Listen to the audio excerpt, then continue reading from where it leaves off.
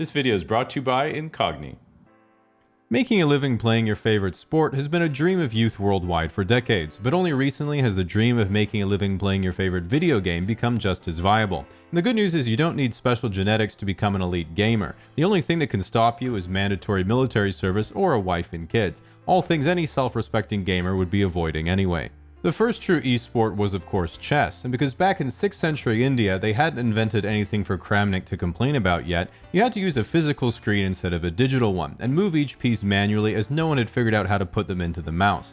After your opponent took their turn, you had to update the position electronically in your brain in order to generate the next move, clearly wasting everyone's time. Noticing this, chess was also the first esport to receive a balance patch when someone during the Renaissance castled their king. While everyone thought this was a bit suspicious, he then showed that he was legit by saying en passant and took someone's pawn illegally. From that point on, everyone was so tempted to make a suboptimal move in order to show that they knew something other people didn't, the balance patch became the new norm. Since chess becoming the first esport, no one invented a new one for about 1400 years, until arcades started to become popular in the late 1970s and everyone started to care about what really mattered: making money playing video games. And the prize pools have only gone up since then.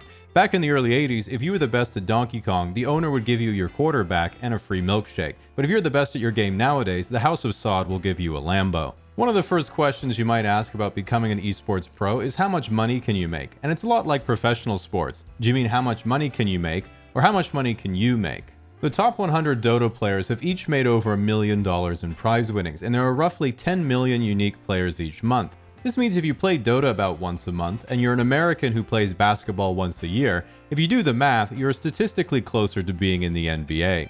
The way you can tell you've made it as a pro gamer is when people refer to you in person by your gamer tag instead of your name. This is because at one point, the entirety of your consciousness was once put towards the question, who am I? And you discovered an identity that truly resonated with your inner being.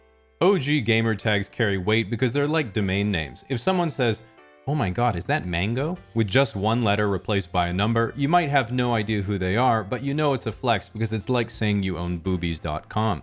One of the dangers of becoming good at a game, especially early on, is that the single most impactful event that can occur to a competitive game is the developers just fucking changing it.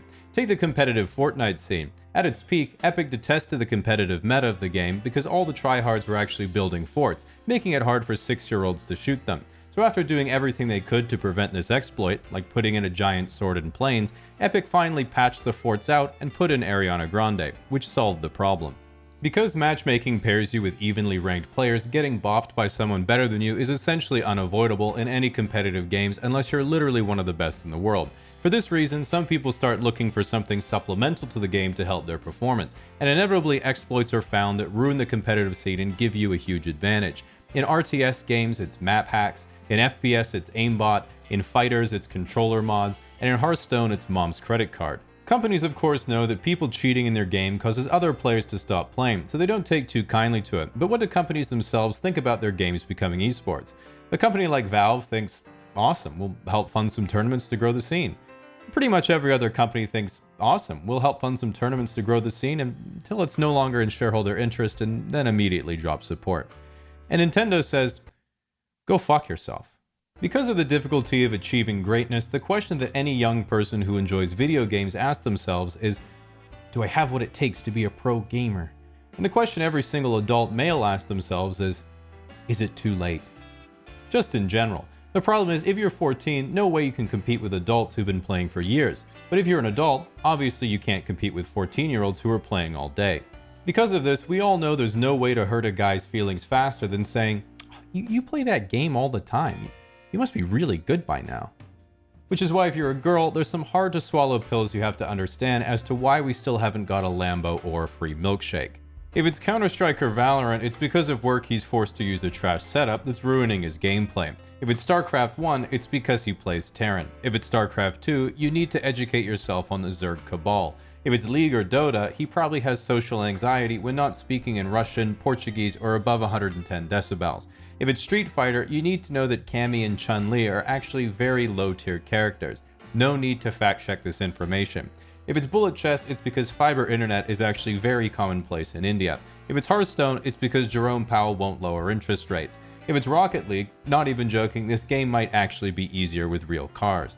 Nevertheless, at the end of the day, as we've already established, the best thing you can do for your boyfriend's esports career is to leave him. Just remember, it's not him, it's you. Helping him.